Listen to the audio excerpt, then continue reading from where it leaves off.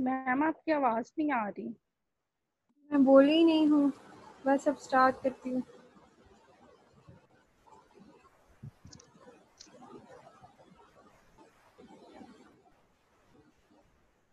एक सेकेंड। अच्छा जी, बिस्मिल्लाहिर्रहमानिर्रहीम। आज जो हमने टॉपिक करना है वो है coordination and control in animals. ठीक है, एनिमल्स के अंदर किस तरह से कोऑर्डिनेशन हो रही है, किस तरह से कंट्रोल हो रहा है, और कौन कौन से फैक्टर्स हैं जो एनिमल्स के अंदर उनकी पूरी एक्टिविटीज़ को कंट्रोल कर रहे हैं। Basically we have two types of systems, आप सबको पता है। We have nervous system and we have endocrine system. ठीक है, दो सिस्टम है ये, नर्वस एंड एंडोक्राइन सिस्टम।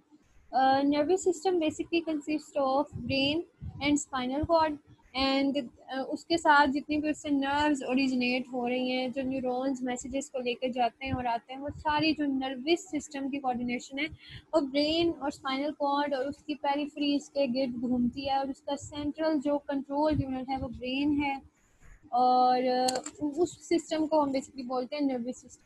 उससे हम स्टिमुलाई जनरेट करते हैं, रिस्पॉन्स जनरेट करते हैं, वो मैसेज को रीड करता है। उसके ऑपोजिट तो नहीं कहेंगे, उसके पैरेलल एक और सिस्टम जो रन करता है, जो कि कोऑर्डिनेशन के लिए बहुत ज़रूरी है, जो कि सेल्स तक मैसेजेस पहुंचाने के लिए बहुत ज़रूरी है। हर message neuron toward respective cell नहीं लेके जाता, बल्कि कुछ केमिकल मैसेंजर्स भी होते हैं और वो ब्लड के थ्रू टारगेट सेल्स तक जाते हैं। उनको हम कहते हैं एंडोक्राइन ग्लैंड्स, और इस सिस्टम को हम कहते हैं एंडोक्राइन सिस्टम। बेसिकली हमारे पास दो तरह के ग्लैंड्स होते हैं, दो तरह के, आप कह लो कि आपके पास हार्मोन्स होते हैं या ग्लैंड्स होते हैं। We have endocrine glands and we have exocrine gland. Endo और एक्सोक्राइन ग्लैंड, और एक होते हैं एपोक्राइन ग्लैंड। एंडोक्राइन ग्लैंड, इसको मैं यहाँ लिख देती हूँ।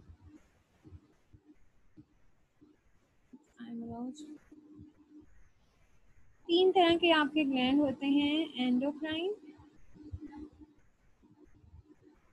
Exocrine and the third one is apocrine. ये एपोक्राइन में आपके ये जो स्वेट ग्लैंड वगैरह आ जाते हैं, it is nothing to border. Exocrine और एंडोक्राइन ये दो जो मेन है, इसमें हम एक्सोक्राइन को कहते हैं they have their own outlet, मतलब वो अपनी आउटलेट में रिलीज होते हैं, उनकी अपनी डक्ट होती है। एक जैसे पैंक्रियाटिक जूस है, वो पैंक्रियाटिक जूस जो वो डक्ट पैंक्रियाटिक डक्ट के थ्रू रिलीज होता है। तो वो डक्टफुल ग्लैंड्स होते हैं, या जिनको हम कहते हैं कि they have their own ducts. ठीक है, उनको ब्लड की जरूरत नहीं पड़ती।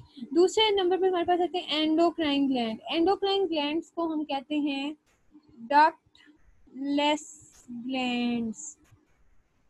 डक्टलेस ग्लैंड्स का क्या मतलब है कि इनकी अपनी कोई भी एक आउटलेट नहीं है जिसके थ्रू इन्होंने अपने टारगेट सेल तक जाना है, बल्कि दे डिपेंड्स अपॉन ब्लड।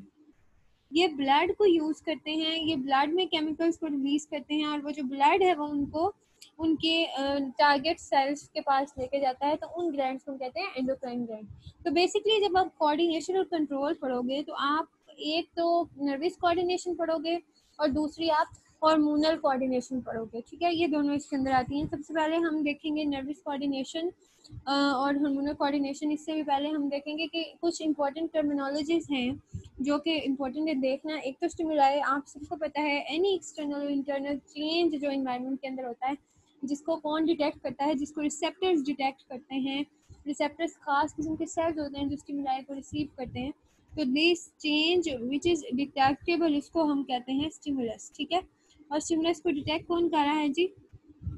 स्टिमुलस को डिटेक्ट कर रहे हैं रिसेप्टर्स। ठीक है, रिसेप्टर्स हो गए, वो स्टिमुलस को डिटेक्ट करेंगे। नेक्स्ट वी हैव रिस्पांस, जो कि उसके बाद उस स्टिमुलस को डिटेक्ट करने के बाद जो उनका रिस्पांस होता है वो अब देखो, स्टिमुलाई जो है वो लेके जाएंगे कंट्रोल सेंटर के पास। कंट्रोल सेंटर आपका ब्रेन है। ब्रेन उन स्टिमुलाई को रीड करेगा और उसके मुताबिक रिस्पांस जनरेट करेगा। ठीक है, इम्पल्स क्या है जी? इम्पल्स एक बहुत ज़्यादा न्यूरॉन्स का जत्था है जहाँ पर मैसेजेस जो हैं वो चार्जेस की फॉर्म में फ्लो करते हैं। उसको हम क्या कहते हैं जी? उसको हम इम्पल्स कहते हैं। Just wait a minute.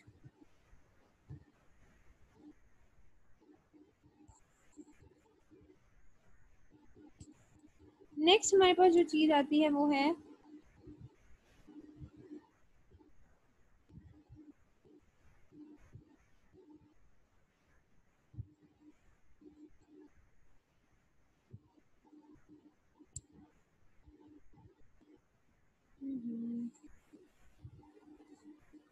तीसरी चीज़ ये जो मैं अभी बता रही थी रिसेप्टर्स और इफेक्टर्स की। रिसेप्टर्स क्या होते हैं जी? रिसेप्टर्स ओ ये ना एक्चुअली हैंग हो रहा है।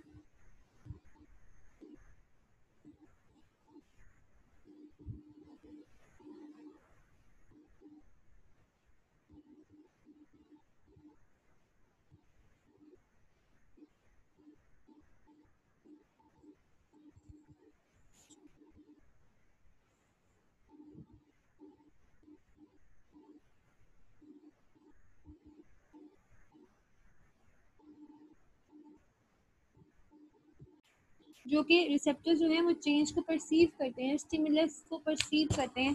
आपकी स्किन में रिसेप्टर्स होते हैं जो कि सेंसरी इम्पल्सिस को जो है वो रेगुलेट करते हैं और उसको ब्रेन तक लेके जाते हैं। ब्रेन कंट्रोल सेल होता है, कंट्रोल सेंटर है your brain is. And then we have effectors. Effectors which generate response as per stimulus, whatever the response which is generated by brain, वो कौन जनरेट कर रहा है? ब्रेन डायरेक्ट द इफेक्टर्स कि वो उस रिस्पॉन्स को जनरेट करें। अब नॉर्मली वी हैव रिसेप्टर्स जो हैं वो हमारे पास नॉर्मली कौन से हैं? हमारे पास स्किन के रिसेप्टर्स हैं, कीमो रिसेप्टर्स हैं, हमारे पास वेरेबल रिसेप्टर्स हैं जो प्रेशर को डिटेक्ट करते हैं, कीमो रिसेप्टर्स हैं जो केमिकल को डिटेक्ट करते हैं, थर्मो रिसेप्टर हैं जो टेम्परेचर को डिटेक्ट करते हैं, इसी तरह से नोशी रिसेप्टर्स हैं जो पेन को डिटेक्ट करते हैं। और उसके बरक्स हमारे पास जो इफेक्टर्स हैं वो दो होते हैं। We have muscles as an effectors and we have glands as an effector. ठीक है, मसल्स और ग्लैंड जो हैं वो आपके पास अफेक्टर्स होते हैं। ठीक हो गया।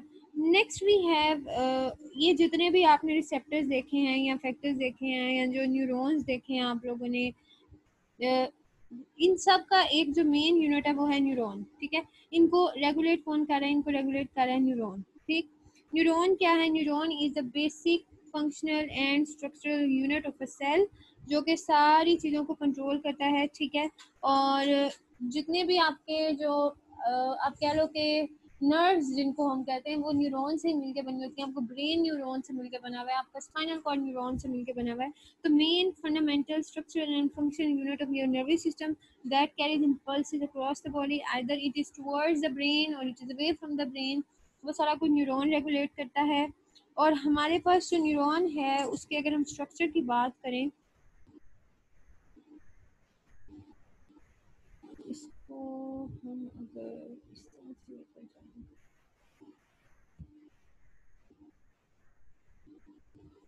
ये इससे आगे क्यों नहीं जा रहा मुझे ये समझ नहीं आ रही।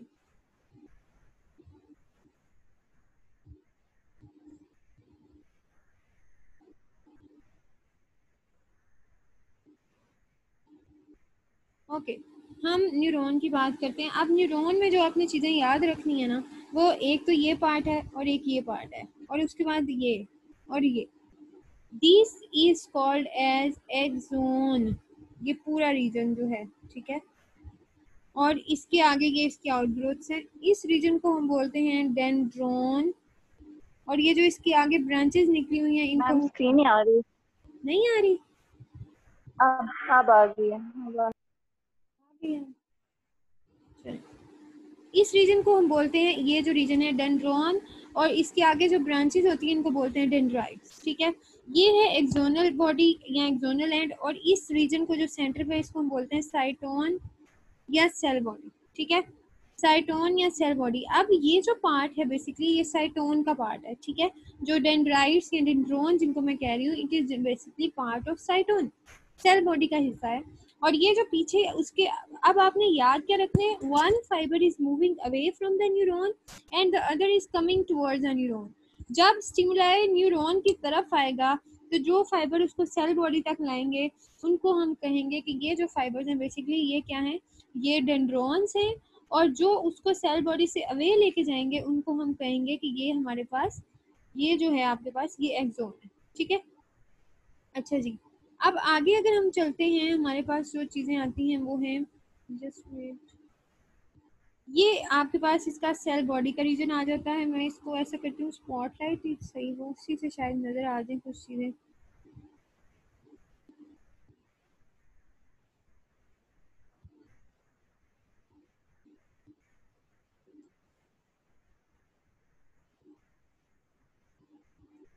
ठीक है, ये सेल बॉडी है इसकी। और ये इसका आपके पास एक्सोनल एंड है दूसरे वाला। अच्छा, इसके अंदर ना आपके पास ना डिफरेंट चीज़ें आती हैं जिनको हमने ना अंडर कंसिडरेशन लेना होता है। एक तो ये बात है कि जो ये आपको इसके ऊपर एक पर्पल कलर की शीट सी नज़र आ रही है एक्सोन के ऊपर, इसको हम कहते हैं माइलिन शीट, ठीक है। पर्पल कलर की जो शीट आप सबको नजर आएगी, it is called as myelin sheath. And जो ये माइलिन शीट जो है ये इंसुलेटर का काम करती है। ये इसकी वजह से इम्पल्स इम्पल्स बेसिकली क्या होती है, इम्पल्स आर चार्जेस। वो चार्जेस जो हैं वो न्यूरॉन को छोड़ के नहीं जाते। अब आपको स्क्रीन नहीं शो हो रही होगी,